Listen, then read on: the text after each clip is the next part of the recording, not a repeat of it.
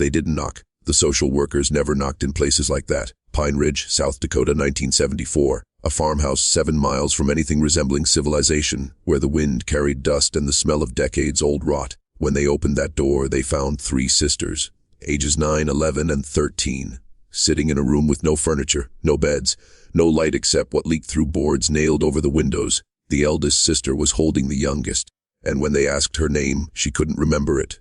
None of them could. What the investigators found in that house would take 40 years to fully understand, and what those girls revealed, slowly, painfully across months of therapy and testimony, wasn't just their story.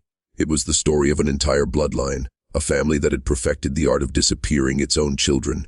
This isn't about a single crime. This is about inheritance, about what gets passed down when no one is watching, about what happens when silence becomes tradition. The Pine Ridge sisters survived, but what they survived had been waiting in that family for generations, and in 1974 it finally broke through the surface. The house was registered under the name of Martha Colburn, age 57, a widow, no criminal record, no history with child services. To the county, she didn't exist as anything more than a tax return and a post office box. The sisters were never enrolled in school, never seen by a doctor, never photographed. There were no birth certificates on file.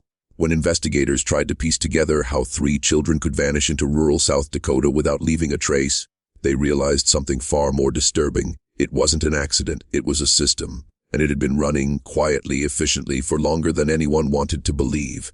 The youngest sister, when she finally spoke, said something that still appears in case files today. She said they weren't the first. She said there had been others, and she said some of them never left. The social workers who entered that house in March of 1974 weren't prepared for what silence looks like when it's been enforced for years. The sisters didn't cry, didn't ask questions, didn't react to kindness or authority. They moved like shadows. When offered food, they waited. When asked if they were hurt, they stared. It took 3 days before the middle sister spoke a full sentence. She said, "We're not supposed to talk about the barn." The investigators hadn't asked about a barn. They hadn't mentioned it. But there it was, 200 yards from the main house, listing to one side, its roof half collapsed. When they finally got a warrant to search it, they found a root cellar beneath the floor. And inside that cellar, they found chains, 4 sets, bolted into the foundation rut. Beside them, carved into the wooden support beam, were names, 17 names, some scratched deep, some barely visible. None of them matched the 3 sisters they'd pulled from the house. Martha Colburn refused to speak. Not to police. Not to her court-appointed attorney, not to the psychiatrist who evaluated her. She sat in county lockup with her hands folded, her face blank, and said nothing. But the sisters talked, slowly. In fragments, the eldest, who they later identified as Sarah, told them about the rules. There were always rules. Don't speak unless spoken to. Don't leave your room after dark. Don't ask about the others. And never ever go near the barn unless you're told. She said her grandmother had lived in that house before Martha, and her great-grandmother before that. She said the barn had always been there. She said the rules had always been the same. When investigators pulled county records, they found something that made the case much worse. The Colburn family had owned that land since 1889. The farmhouse had been standing for over 80 years. And in all that time, across 4 generations, no one had ever reported anything wrong. The names in the barn became the center of the investigation. 17 names, some were just first names: Emma, Thomas, Lily. Others were initials, JCMW. The oldest carvings were so worn they were nearly illegible. The forensic team brought in specialists, historians, genealogists. They cross-referenced census records, birth registries, missing persons reports going back to the turn of the century. What they found wasn't a list of strangers. It was a family tree. Every name they could identify belonged to a child born into the Colburn family. Daughters, mostly some sons. Children who were recorded at birth and then simply ceased to exist in any official capacity. No school records, no medical files. No death certificates. They vanished into that property and the paper trail went cold. The youngest name they could date was from 1967, a girl named Anna. She would have been 16 in 1974. The sisters said they remembered her. She'd been in the barn, and then one winter she wasn't. The state brought in cadaver dogs. They searched the property for weeks, dug up sections of the field, scanned the barn, checked the walls of the house. They found nothing. No bodies, no bones, no evidence of burial. It was as if those children had evaporated. But the sisters insisted. They'd seen others, heard them through the walls, watched them disappear. The middle sister, who they called Rebecca, told investigators about the room beneath the kitchen. A crawl space, she said. You could hear people down there sometimes, crying, talking to themselves. She said Martha would go down there with a lantern and stay for hours. When pressed, Rebecca said she didn't know what happened to the people in the crawl space. She just knew that after a while, they stopped making noise. The excavation team returned. They tore up the kitchen floor, and there, hidden beneath rotted planks and a false foundation, they found it. A chamber, 8 feet by 12. No windows, no ventilation, just dirt, darkness, and a single wooden chair bolted to the ground. On the wall, scratched into the clay, was a message. It said, "Tell them we were real. The trial of Martha Colburn never happened."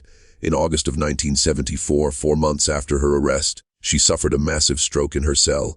She died 3 days later without regaining consciousness. The case should have ended there. But the sisters kept talking, and what they revealed wasn't just about Martha. It was about a belief system, a family doctrine that had been passed down like an heirloom. Sarah, the eldest, told psychologists that her grandmother had explained it to her when she was 5 years old. She said some children were born wrong, born with something inside them that needed to be corrected. The family had a responsibility, her grandmother said, to fix them before they infected the world. That's what the barn was for. That's what the room beneath the kitchen was for, to make them pure, to make them silent, to make them disappear if they couldn't be saved. Sarah said her grandmother wasn't cruel. She didn't rage or scream. She was calm. She believed fully and without question that what she was doing was holy, that the suffering was necessary, that isolation was love. The psychologists who worked with the sisters documented something they called inherited trauma architecture. The Colburn family had built a system of abuse so normalized, so deeply embedded in their family identity that the children didn't recognize it as abuse. They thought it was discipline, tradition, the way families worked. Rebecca told her therapist that she used to wonder when it would be her turn to run the house. She assumed that one day, when she was older, she'd be the one enforcing the rules. She'd be the one taking children to the barn, because that's what women in her family did. That's what her mother would have done if she'd lived. The system wasn't just about control. It was about legacy, and it had been operating uninterrupted for nearly a century. The sisters were supposed to inherit it. They were being trained, groomed, prepared to carry it forward. The only reason they didn't was because a neighbor, a man who hadn't seen smoke from the Colburn chimney in 3 weeks, called the county. He thought maybe the old woman had died. He had no idea what he'd actually found. The state of South Dakota tried to find the other children, the ones whose names were carved in the barn. They combed through decades of records, interviewed distant relatives, tracked down anyone connected to the Colburn family line. Most of the relatives claimed ignorance. They said they'd lost touch with Martha years ago, said the family had always been private, kept to themselves. A few admitted they'd heard rumors, whispers about children who were kept home, homeschooled, they assumed, or sickly. But no one ever asked directly, no one ever visited, and no one ever reported anything to authorities. The investigators found one cousin, a woman named Dorothy Marsh, who'd grown up 3 counties over. She told them something that still sits in the case file, underlined in red ink. She said that when she was a girl, maybe 8 or 9, her mother had taken her to visit the Colburn farm. It was a Sunday. They brought a casserole. Dorothy remembered seeing a little girl in the window of the barn, just for a second, pale face, dark eyes, staring. She asked her mother who that was. Her mother told her to stop looking, told her it wasn't polite to stare. On the drive home, her mother said the Colburns handled things their own way. She said some families had responsibilities that others didn't understand. And she told Dorothy, very clearly, to never speak about what she saw. Dorothy never went back, never asked again. And when investigators asked why she didn't report it, even decades later, she said something that defines the entire case. She said, "I thought it was normal. I thought every family had secrets like that." If you're still watching, you're already braver than most. Tell us in the comments, what would you have done if this was your bloodline? Would you have spoken up? Or would you have stayed silent like so many others did? Because that's the question that haunts this case. Not what happened in that house, but how many people knew or suspected and chose to look away. The Pine Ridge sisters didn't just survive a house of horrors. They survived a community that allowed it, a system that enabled it, a bloodline that protected it. And when they finally spoke, they revealed something far more terrifying than one woman's cruelty. They revealed how easy it is to hide atrocity in plain sight when everyone agrees not to see it. The Pine Ridge sisters were separated after the trial collapsed. Sarah was placed with a foster family in Minnesota. Rebecca went to a group home in Iowa. The youngest, who they eventually identified as Margaret, was adopted by a family in Nebraska who requested anonymity. For years, the case faded. The farmhouse was seized by the county, then sold at auction. A developer bought the land, tore down the structures, and built nothing. It sits empty to this day. The barn is gone, the house is gone, but the ground remains. In 1989, 15 years after the sisters were found, a documentary crew tried to locate them for interviews.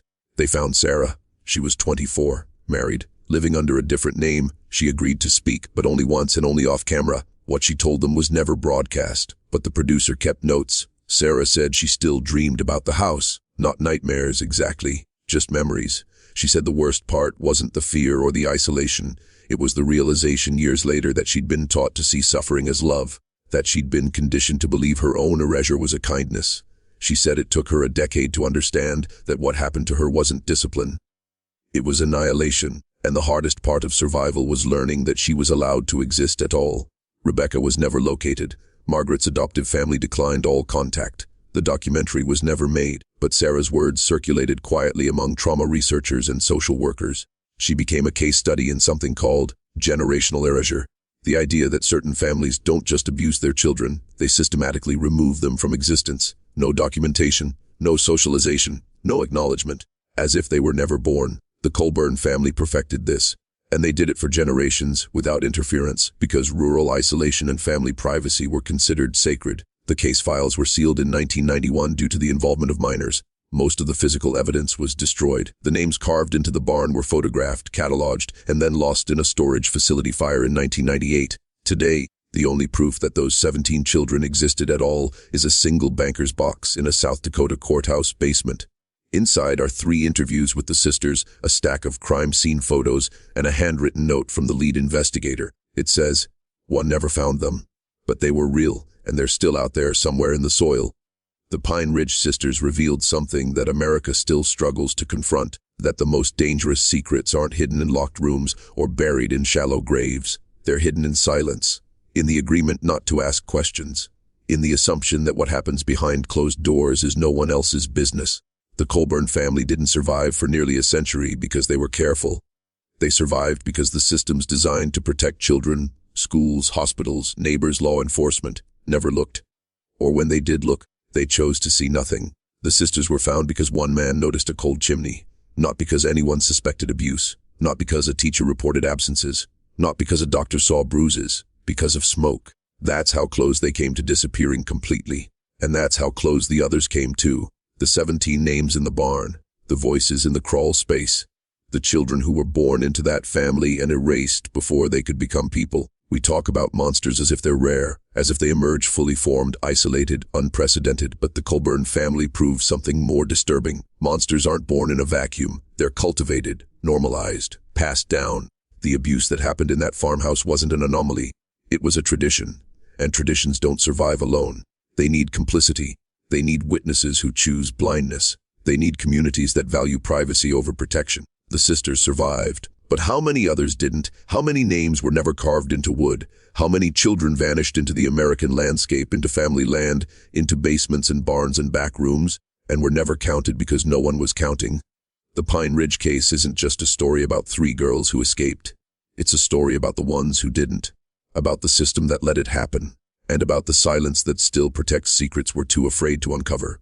The farmhouse is gone. The barn is gone. But the ground remembers.